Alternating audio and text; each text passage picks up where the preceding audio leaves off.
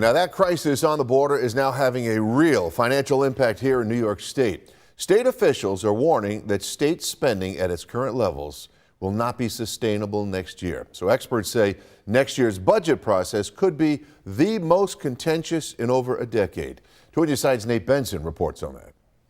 In a letter to all state commissioners, Budget Director Blake Washington says the upcoming fiscal year 2025 presents our state with the challenge of maintaining these investments amid softening economic activity, a reduction in state tax receipts, and a humanitarian crisis. That crisis is thousands of asylum seekers that have arrived in New York City, relocated to cities across the state, including Western New York, and the expenditures associated with that. The state budgeted $1 billion this year, and there's no guarantees that the federal government will foot the bill moving forward. We have to remind everyone that's after 2 solid years of record spending levels to make up for, some cases, decades of disinvestment. New York State currently has a $19.5 billion rainy day fund.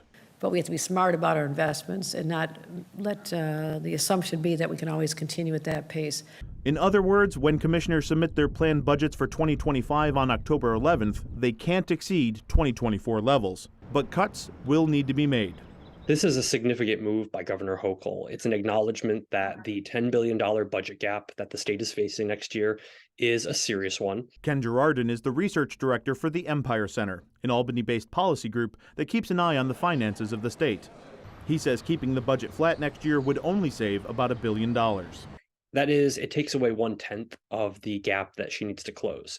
So it doesn't do everything, but it buys her credibility to go to the different groups that are counting on increases in next year's state budget. Just how bad is the situation looking ahead to next year's budget?